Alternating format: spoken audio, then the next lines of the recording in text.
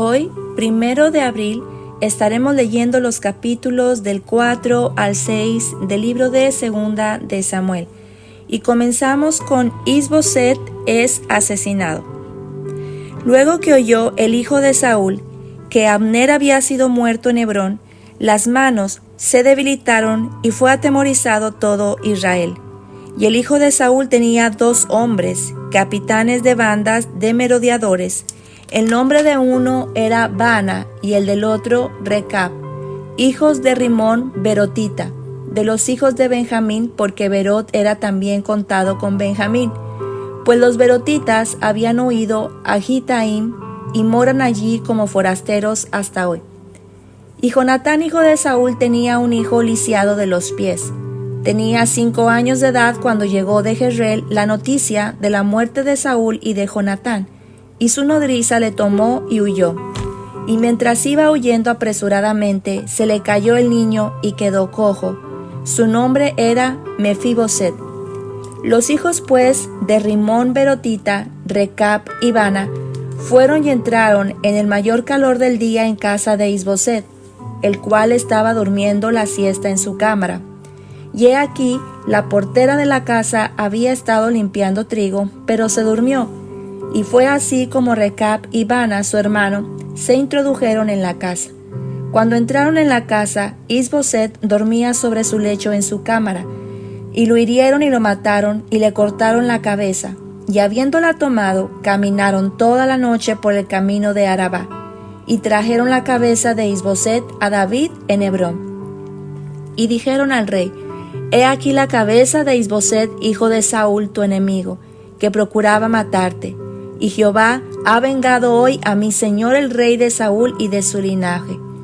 Y David respondió a Recab y a su hermano Baana, hijos de Rimón Berotita, y les dijo: Vive Jehová, que ha redimido mi alma de toda angustia, que cuando uno me dio nuevas diciendo: He aquí Saúl ha muerto, imaginándose que traía buenas nuevas, yo lo prendí y le maté en Siclag en pago de la nueva. ¿Cuánto más a los malos hombres que mataron a un hombre justo en su casa y sobre su cama? Ahora pues, ¿no he de demandar yo su sangre de vuestras manos y quitaros de la tierra? Entonces David ordenó a sus servidores, y ellos los mataron, y les cortaron las manos y los pies, y los colgaron sobre el estanque en Hebrón. Luego tomaron la cabeza de Is-Boset y la enterraron en el sepulcro de Abner en Hebrón. Capítulo 5. David es proclamado rey de Israel. Vinieron todas las tribus de Israel a David en Hebrón y hablaron diciendo: Henos aquí, hueso tuyo y carne tuya somos. Y aún antes de ahora, cuando Saúl reinaba sobre nosotros, eras tú quien sacabas a Israel a la guerra y lo volvías a traer. Además Jehová te ha dicho: Tú apacentarás a mi pueblo Israel, y tú serás príncipe sobre Israel. Vinieron pues todos los ancianos de Israel al rey en Hebrón, y el rey David hizo pacto con ellos en Hebrón delante de Jehová, y ungieron a David por rey sobre Israel. Era David de 30 años cuando comenzó a reinar, y reinó 40 años. En Hebrón reinó sobre Judá 7 años y 6 meses, y en Jerusalén reinó 33 años sobre todo Israel y Judá. Entonces marchó el rey con sus hombres a Jerusalén contra los jebuseos que moraban en aquella tierra, los cuales hablaron a David diciendo: Tú no entrarás acá, pues aún los ciegos y los cojos te echarán, queriendo decir: David no puede entrar acá. Pero David tomó la fortaleza de Sión, la cual es la ciudad de David, y dijo David aquel día: Todo el que hiera a los jebuseos, suba por el canal y hiera a los cojos y ciegos aborrecidos del alma de David. Por esto se dijo: ciego ni cojo no entrará en la casa. Y David moró en la fortaleza, y le puso por nombre la ciudad de David, y edificó alrededor desde Milo hacia adentro. Y David iba adelantando y engrandeciéndose, y Jehová, Dios de los ejércitos, estaba con él. También Hiram, rey de Tiro, envió embajadores a David, y madera de cedro, y carpinteros y canteros para los muros, los cuales edificaron la casa de David. Y entendió David que Jehová le había confirmado por rey sobre Israel, y que había engrandecido su reino por amor a su pueblo Israel. Y tomó David más concubinas y mujeres de Jerusalén, después que vino a Hebrón y le nacieron más hijos e hijas.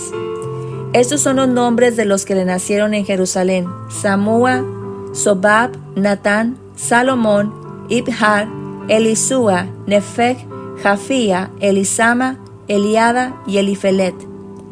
Oyendo los filisteos que David había sido ungido por rey sobre Israel, subieron todos los filisteos para buscar a David, y cuando David lo oyó, descendió a la fortaleza.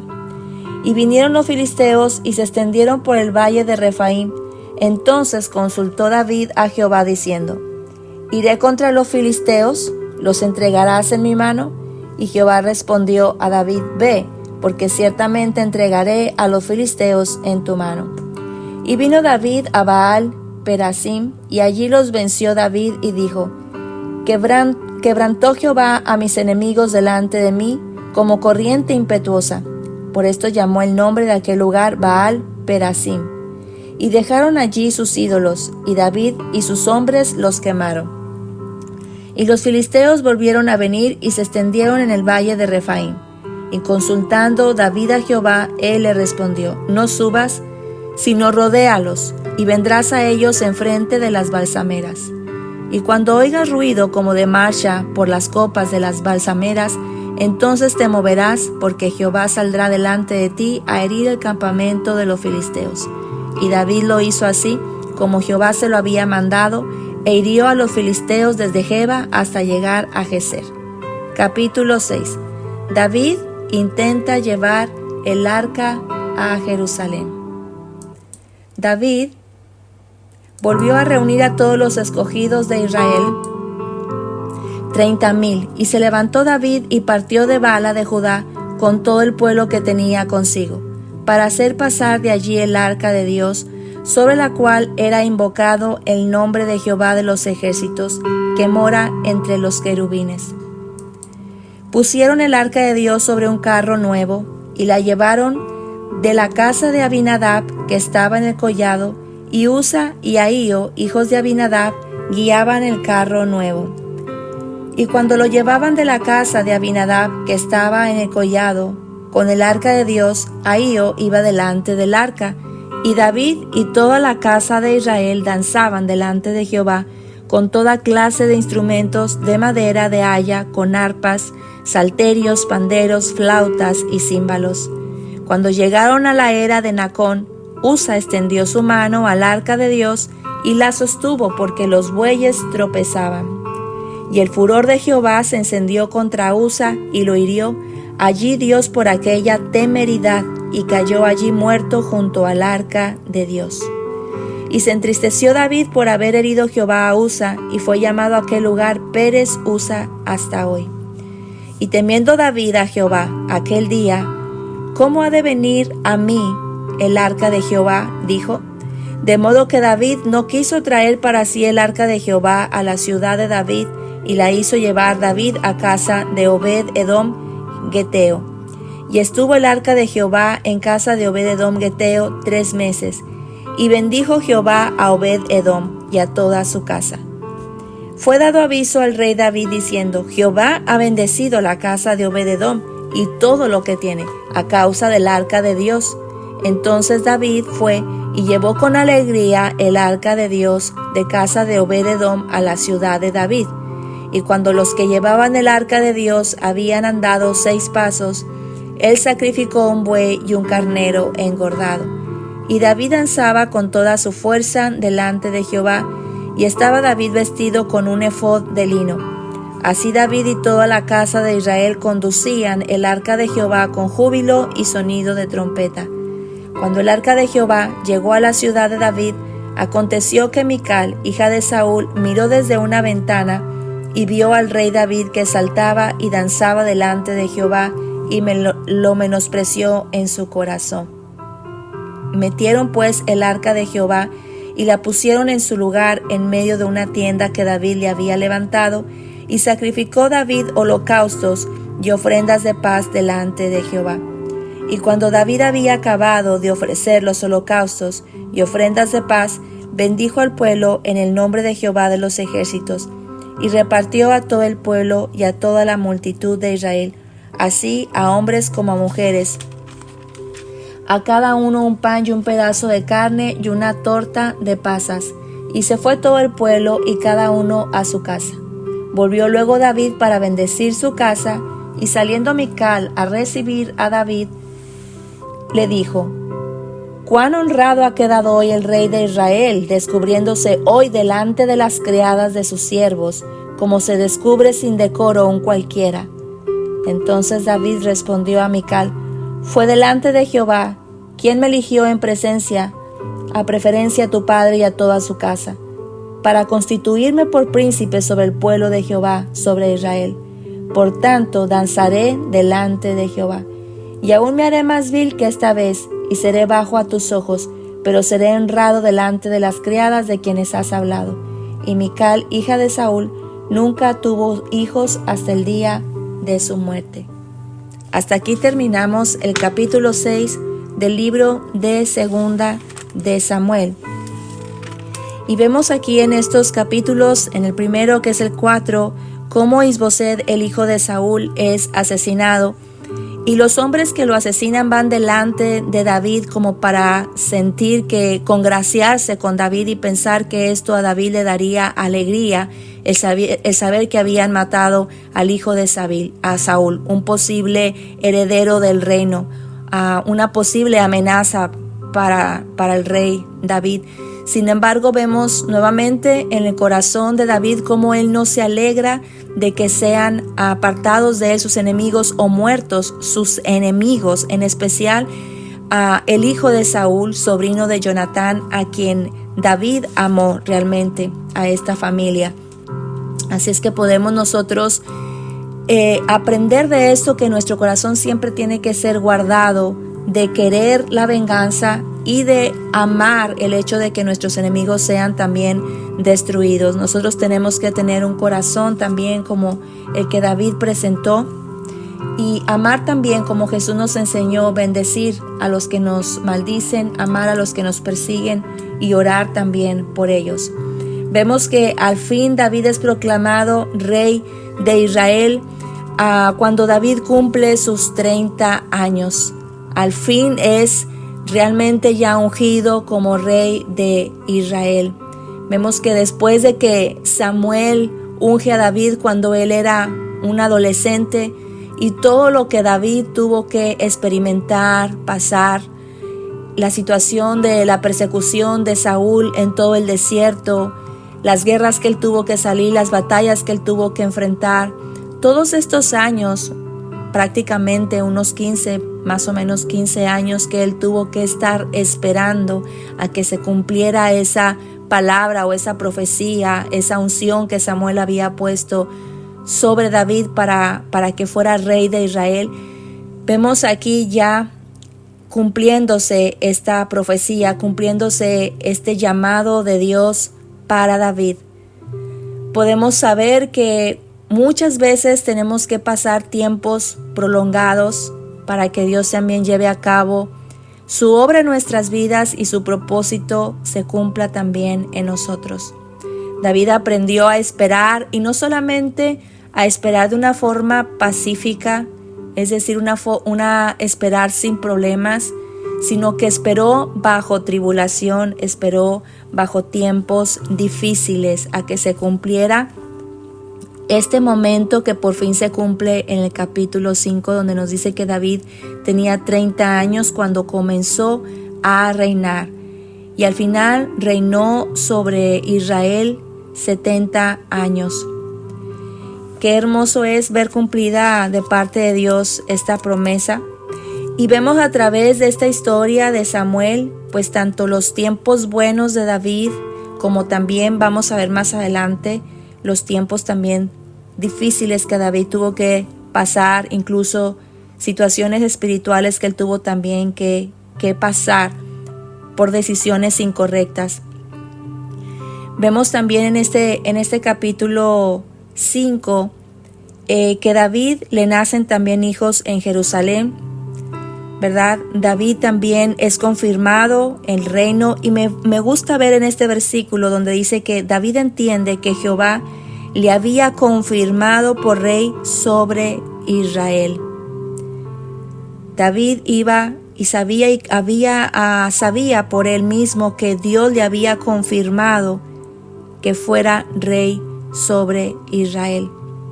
Esto es importante porque David siempre reconoció que si él era el rey de Israel no era por él mismo, sino porque Dios le había dado también esa oportunidad y Dios lo había escogido también para ser rey. Vemos también en el capítulo 6 cuando David intenta llevar el arca a Jerusalén y lo hace de una forma, él desea que el arca de Dios, que su presencia estuviera también con él en su casa. Y vemos aquí una situación que pasa con Usa, quien al momento de que el arca iba a caer, tropiezan los bueyes y parece que el arca iba a caer. Usa mete la mano para evitar que el arca cayera y vemos que al momento la ira del Señor se enciende sobre Usa y lo mata en ese preciso momento. David queda muy triste por esta situación, por ver la manera de obrar, de Dios obrar en la vida de Usa. Pero creo que también esto llama a la reflexión, tanto para David en ese momento como también para nosotros. Sabemos que absolutamente nadie debía de tocar el arca y fue algo, pues nos menciona la palabra como algo temerario, como algo irrespetuoso, pudiera decirse, por parte de Usa. Y aunque quizá pudiésemos nosotros pensar que Usa tuvo unas buenas intenciones para que el arca no se cayera, no conocemos exactamente lo que pasó por el corazón de Usa, pero Usa no era una persona que no conociera la ley. Es decir, no tenía desconocimiento de lo que Dios había establecido como ley, de que absolutamente nadie podía tocar el arca. Así es de que no fue sino un descuido también por parte de Usa y fue una temeridad. Es decir, ahí Dios tuvo que nuevamente establecer y ver que el pueblo de Israel conociera el Dios al que ellos adoraban. Un Dios al cual se debe de respetar, de obedecer absolutamente en todas sus leyes, en las leyes y estatutos que él había establecido.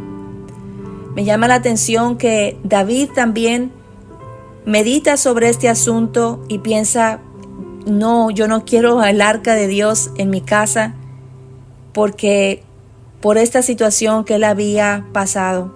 Sin embargo, vemos que manda el arca de Jehová a la casa de Obed-edom y esta casa es prosperada, es bendecida. Yo creo que de alguna forma Dios le muestra a David el hecho de decir, David, recuerda que siempre todas las cosas no son a tu manera ni a la manera en que el hombre quiere, sino siempre será establecido que es a mi manera. Y cuando las cosas se hacen a la manera de Dios, uno puede también obtener esa bendición tal y como la estaba recibiendo la casa de Obed-edom. David en muchas situaciones buscó que Dios le respondiera sobre muchos asuntos en su vida. Pero también vemos en la vida de David en aquellas cosas que él no pidió y ni puso el asunto en las manos de Dios, vemos también cómo vienen esas malas consecuencias. Y una de las cosas que Dios le mostró a David en esta situación con Usa, fue precisamente esto: David, no te olvides que las cosas no son a tu manera, sino son a mi manera. He establecido leyes, he establecido estatutos y soy un Dios justo, soy un Dios grande en misericordia, pero también soy un Dios que actúa en justicia y en santidad. De igual manera nosotros también tenemos que aprender en este capítulo que Dios es grande en misericordia. Dios ha tenido mucha misericordia con nosotros, pero nosotros debemos de entender que hay leyes y hay estatutos de parte del Señor en lo cual nos pide 100% obediencia. Es decir, siempre van a venir consecuencias en nuestras malas decisiones y sobre todo en nuestras desobediencias. David aprendió aquí algo muy importante. David hizo muchas cosas incorrectas y vemos que siempre Dios tuvo misericordia, es decir, no le llama la atención referente a algunas cosas que David no le pide como permiso o le indaga sobre asuntos. Pero hay asuntos en los cuales siempre tenemos que saber que Dios demanda total obediencia. Y vemos al final que David va por el arca de Jehová a la casa de Obed-edom porque realmente reconoce que la presencia de Dios, donde está la presencia de Dios, ahí hay prosperidad, ahí hay bendición cuando se lleva de la manera correcta. Así es de que va por el arca de Jehová, por su presencia, y la lleva a Jerusalén. Con grande gozo y alegría entra a Jerusalén trayendo la presencia de Dios, adorándole, bendiciendo su nombre con danza, con salterio, con alegría, con gran regocijo, porque entiende David que es mejor que la presencia de Dios esté en medio y obedecer a sus mandatos, pero que su presencia esté ahí. Me llama la atención en este capítulo que Mical ve con desprecio. Dice que Mical, la hija de Saúl, miró desde la ventana y vio al rey David que saltaba y danzaba delante de Jehová y le menospreció en su corazón. Yo creo que Mical realmente no tenía su corazón con David como lo había tenido en un principio cuando ellos se habían unido en matrimonio, cuando ella había sido la esposa. Recordemos que David, por simple y sencillamente por su voluntad, la trae nuevamente para él como esposa, quitándole a su esposo. Y su esposo, creo que amaba a Mical, el esposo que ella había tenido después de David, realmente amaba a Mical, porque vemos en capítulos anteriores que él llora porque le fue quitada su esposa. Qué difícil situación. No por el hecho de decir, ay, qué bueno, voy a estar con el rey, es mejor. No, es estar con la persona que te ama, con la persona que tú amas, y no con las personas que pudieran tener cierto interés o rango político. Vemos aquí que el corazón de Mical realmente no estaba con el rey David. David la trajo simple y sencillamente por querer hacer su voluntad, por quitarle a decir, esta fue mía y no va a ser de nadie más, me imagino. Pero fue un asunto el cual tampoco le preguntó a Dios, sino simple y sencillamente David lo lleva a cabo, haciéndonos ver también pues las debilidades de David en el aspecto también de su carácter. Y vemos tristemente más adelante que David, obviamente, al hablar con Mical, pues Mical expresa su desprecio con David, su falta también de amor, realmente de quererlo a él como esposo. Y es triste ver que Mical nunca tuvo hijos con David. No sé si fue David el que la menosprecia o el que la deja lejos de él, pero es difícil y duro ver esta situación, porque David fue el que la mandó llamar. ¿Para qué? Para después dejarla como abandonada o dejarla a su suerte, sin dejarla que ella hubiese podido disfrutar del esposo que ella amaba y que ella tenía. Es triste ver también esta situación. Pienso yo que David no actuó de la manera correcta. Recuerden que la Biblia nos muestra tanto las fortalezas como también las debilidades. La Biblia no nos esconde absolutamente nada de lo que un hombre puede ser. Realmente Dios ha sido grande en misericordia también con la vida de David. Así es de que esto es lo que el día de hoy podemos nosotros aprender de estos capítulos. Primeramente, nosotros no debemos de regocijarnos cuando nuestros enemigos perecen o cuando les pasa alguna situación difícil. En segundo lugar, tenemos que hacer siempre las cosas a la manera de Dios. Aun cuando nosotros recibamos misericordia de parte de Dios, no significa que hay leyes, hay estatutos que Dios ha establecido, que cuando uno los viola, obviamente vienen consecuencias devastadoras y desastrosas para nuestras vidas. Así es que no abusemos de esa misericordia de Dios, sino que seamos siempre obedientes, amemos la palabra, amemos sus estatutos, amemos sus decretos, para que también nuestra vida sea bendecida. La presencia de Dios en nuestras vidas, en nuestras familias, prospera todo nuestro ser, prospera nuestra casa, bendice nuestro hogar. Pero cuando se hace todo siempre a su manera y no a la nuestra. Recordemos que nosotros somos débiles, que nosotros siempre necesitamos estar buscando en la presencia de Dios en todos los asuntos de nuestra vida, no nada más en los que de alguna forma son para beneficio a nosotros, sino en todos los asuntos de nuestra vida, incluso con quién se va uno a casar, qué escuela uno tiene que tomar, qué carrera uno tiene que dirigir, qué trabajo debe uno de buscar. Absolutamente en todas las cosas debemos presentarlas delante de Dios. Y esto no significa religiosidad o decir, ay, qué religiosa es esta persona, sino que reconozcamos y aprendamos de todo lo que la Biblia nos menciona en aquellas situaciones en las que este siervo de Dios, incluso conforme al corazón de Dios, no le buscó y no buscó su poner su situación tal o cual en sus manos. Vemos que tuvo situaciones, consecuencias devastadoras. Es que aprendamos también acerca de esto, presentarle a Dios todo asunto que venga a nuestras manos, todo lo que tengamos que preguntarle al Señor, preguntémoslo. Y sabemos que Dios de David es el mismo Dios de nosotros y Él traerá también respuesta a nuestras vidas. Te damos gracias, Señor, en esta mañana por tu palabra. Gracias porque a través de ella tú nos enseñas, nos haces crecer en fe, fortaleces también nuestra relación contigo. Padre, gracias por enseñarnos a obedecer 100% a tu palabra.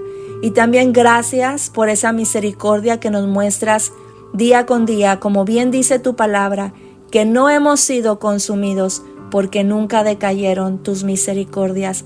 Nuevas son cada mañana. Permítenos aprender a través de este siervo tuyo, David, aprender, Señor, a presentar todos nuestros asuntos delante de ti y aprender, Señor, que la presencia tuya en nuestras vidas siempre traerá bendición y prosperidad, como lo hiciste en la casa de Obed-edom. Te damos gracias, bendecimos tu nombre, en el nombre de Cristo Jesús, Padre. Muchas gracias, Señor. Que el Señor bendiga tu vida y a los tuyos rica y abundantemente, como solo Él lo puede y lo quiere hacer. Esto fue Aliento para tu Espíritu.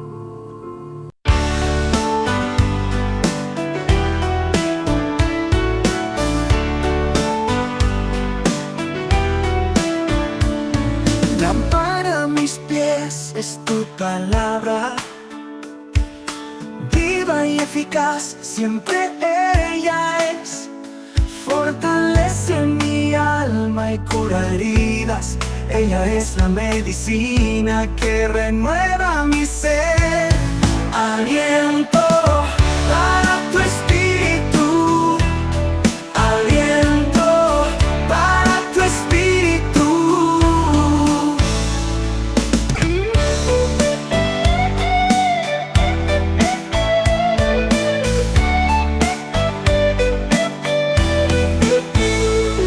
Aliento para tu espíritu, aliento para tu espíritu.